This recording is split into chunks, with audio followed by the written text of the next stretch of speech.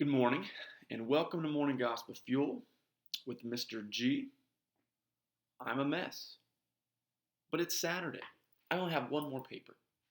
It is Saturday, May 8th, the fifth Saturday of Easter, and it is the feast day of Saint Arsenius the Great, also known as Arsenius the Deacon and Arsenius the Roman. A lot of titles there.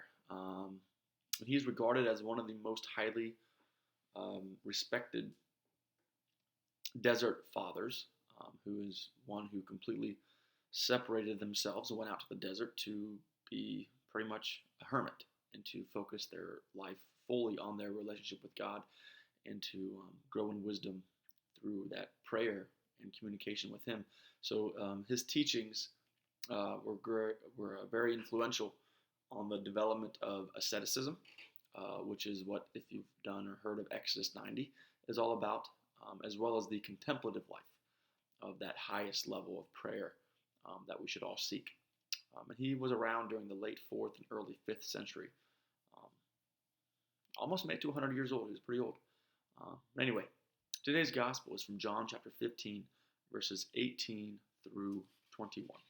Let's begin in the name of the Father, Son, and Holy Spirit. Amen. If the world hates you, realize that it hated me first. If you belonged to the world would love its own.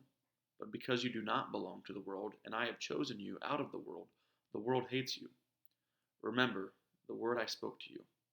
No slave is greater than his master. If they persecuted me, they will also persecute you. If they kept my word, they will also keep yours. And they will do all these things to you on account of my name, because they do not know the one who sent me. So, we've got the title of this section is The World's Hatred. And, that's nothing new. If you go, there's a reason they put Jesus to death on the cross in the way of which he did, or they did, as far as the Roman soldiers and the Jews. And then ever since that point, there's been people that have been persecuted, martyred, put to death, attacked because of their Christian beliefs, which just, comes to know that how much the world doesn't want Jesus, due to the fall. That's why he's chosen us as his Christians, which he does choose everybody, but it's a matter of openness to him, due to our own wisdom and our own intellect. That's why God gave us that. To help discover him intellectually, combined with our faith. What is it in Isaiah, I think? And St. Augustine quotes it, believe so that you might understand. So we need to believe first so that we can use our intellect. Anyway, Jesus is just talking about the world, and you can see the state of the world, not just now, but as you go through history. I just wrote a paper on Boethius during the 5th and 6th century A.D., right after the fall of Rome. And you can just see how humanity never changes, it seems to be. So that's why we really need to rely on the Lord. If we want to have that peace in our hearts, even if we get attacked. So I think it's pretty clear as we can relate that to our modern times.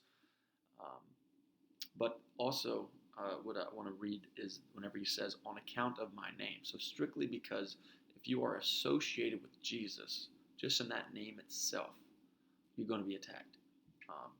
Because they don't know God the Father, the one who sent him. So that's, so we can't be afraid of that and not give into the world.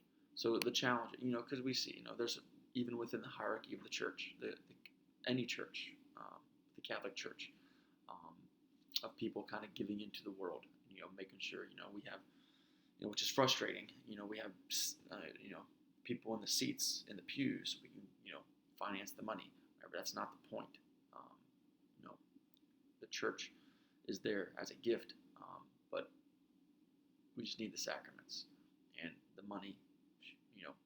We're called to tithe, but the main goal is to get our faith renewed and restored. And you see sometimes people, the bishops, priests, laity, that have the wrong focus. And we are all called as Christians, as bishops, as priests, as the laity, as the Pope, the leader of the church, to stand up for the faith at any cost, um, even if it means costing our life.